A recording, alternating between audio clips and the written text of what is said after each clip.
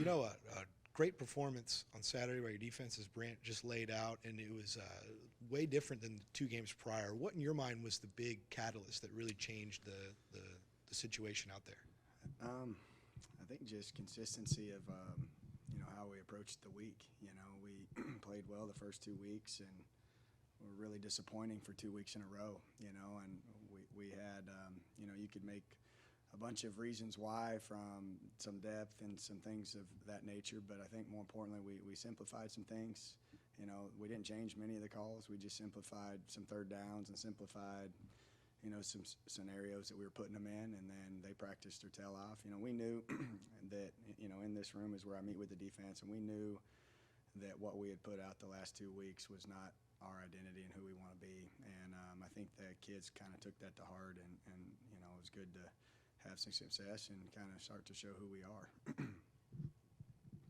12 forced fumbles this season. Pretty sure that leads the Sun Belt. I'd have to double check. It seems like it would.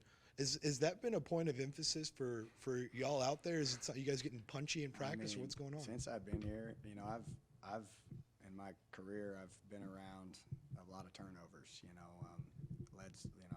were up high at Houston with the interceptions, but never have I seen a place at this university the last 3 years that forced a lot of fumbles. And I'd love to say we have some magical recipe for it, but we don't. We dang sure don't get any interceptions, that's for sure. But they're kind of taking a little niche to it. They're working it in practice. We do emphasize turnovers, and we work them and we talk through them, and it is a daily topic with our defense. But it's just good to see them getting there. A lot of it had to do with we were playing really hard, and that last guy in there was able to get the ball out, and then we had a couple that we just just physically were able to tackle the guy and force it. So I hope we can keep it up. It's good stuff. Coach, I know you've said in the past how much you wanted to improve in those critical moments of the game, and it seemed like this game you came up with some really big plays in the critical moments. So, what do you feel like was the change there this week? I think our guys just were confident, and they had. I think they're starting to understand in college football you can be down 14 really quickly, or you can be up 14 really quickly. I'm sitting here watching the Troy games, and they get up 24-3 on Georgia Southern, and the next thing you know, Georgia Southern's got the ball to win the game. I think they're starting to understand that you just got to continue to keep playing and play together and play at a high level. And obviously when the opportunity comes, you got to take advantage of it. We still have a lot to improve on. We've got some execution things that you from your guys' seat you might not have seen, but we need to clean up. We were sure we were good on third down, but they were 3 for 3 on fourth down, and we had two, in my opinion, execution errors that could have won the game for us. Especially that fourth down in overtime. So there's a lot of room and improvement in there. We had 2 third and longs. The one with the fumble that we didn't get right before half, that would have been a huge deal.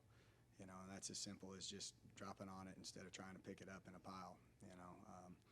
And then obviously we missed the tackle on that third down, and we had another third down in the third quarter we missed. So we got a lot of room to improve. By no means do we think we have made it, but we're starting to have an idea of what it's like to be competitive and how you're supposed to play defense in this league. Coach, I just kind of curious. You mentioned you kind of cleaned things up, made things simple in the off week. Going back to your days at Texas Tech, where you guys were really good at taking the ball away there, has your schemes changed through the evolution from your time at Texas Tech to here at Texas State, or is it basically the same? There's a lot of similarities. I think you got to mold it more to your personnel. So early in the year, we were really comfortable with the amount of DBs we're playing, and we were able to play a little bit more man coverage. And obviously, with guys being out and not knowing who was going to be able to play, and for some reason we've had an injury each game that has had to shuffle the depth chart. So we've committed to some zone and things of that nature. But when I show the guys, we called a lot of the same calls we did against Eastern Michigan and Incarnate Word, Saturday. So it's about how they do it, how they execute it, how they practice during the week, and when the ball snapped, are they, defense is a game of, it's not like you can just run out there and run routes and get timing. There's no timing. You've got to be able to react, and you've got to be able to be disruptive and disrupt timing. And we've been able to do that a few games, and obviously when we don't do that, we're very average.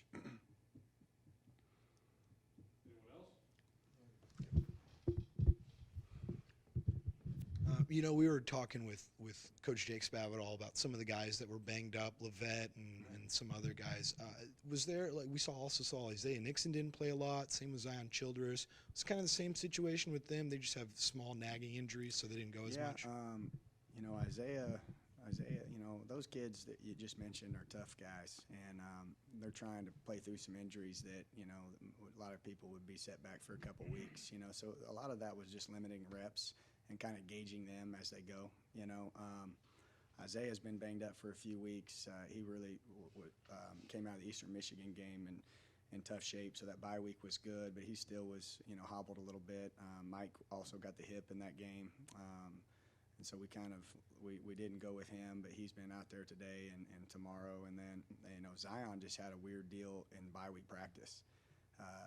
Kind of a weird play on a sideline play going against good on good and kind of buckled his knee, kind of slight hyperextension. So didn't practice much, but, to his credit, we thought he wasn't going to play, and he just kept, towards the end of the week, started taking some reps and being confident. We were able to sprinkle him in, and he helped us actually because we had some, whenever you lose some guys, that you also pick, the guys that are playing have to pick it up a little bit more and play a couple more special teams reps. So he was able to give us a break on some of those guys that retired from special teams. So, we should be a lot better, and we should have more of the guys back this week.